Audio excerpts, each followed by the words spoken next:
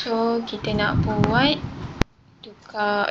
tambah shift dekat dalam worksheet. So kita pergi dekat setting, dekat attendance, tekan shift, and then nampak ni ada button new, tekan new, and then tulislah apa benda yang kita nak tuliskan.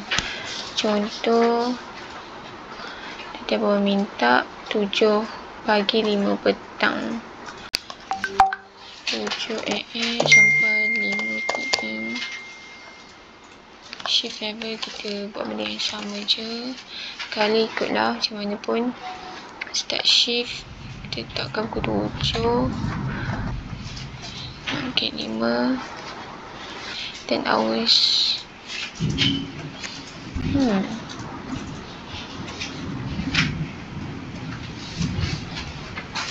Okay, 7-8 ni dia kira half day lah, kira lah 4 jam setengah, 5 jam.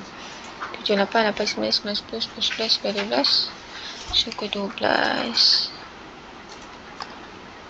So ni pukul 1 ni masuk balik pukul 1.13 lah, 1 petang. Okay,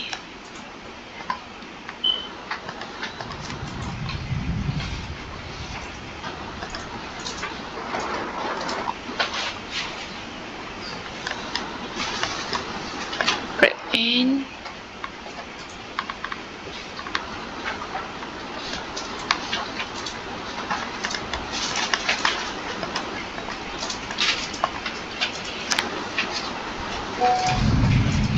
okay,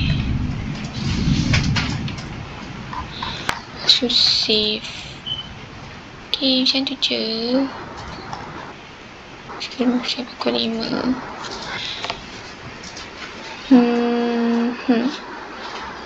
Okay, tu je.